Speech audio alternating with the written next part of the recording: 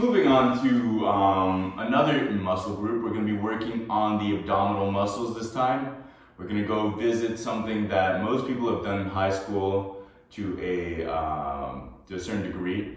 I think a lot of people are very, not knowledgeable, but a lot of people have either done this exercise or done some variation of it.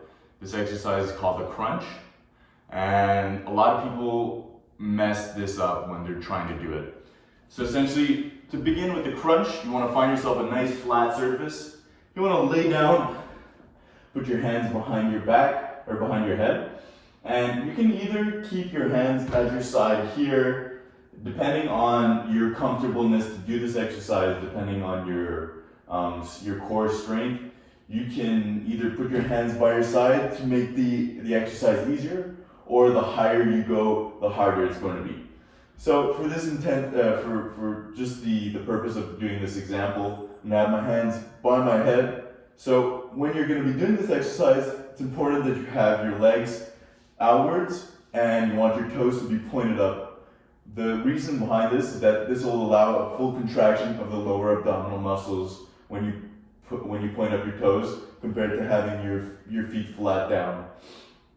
So point up your toes, hands behind your head, and you really want to bring yourself up to the point where you're rolling your spine, you're rolling on the bottom of your spine, but not like fully throwing yourself up into a sit-up.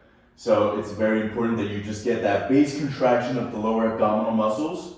And if you want to go even further with this exercise, you can also bring yourself forward a bit with your hips.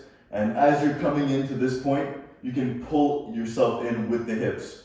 So contract the hips as well to further contract the lower abdominal muscles. I'll just do it one more time.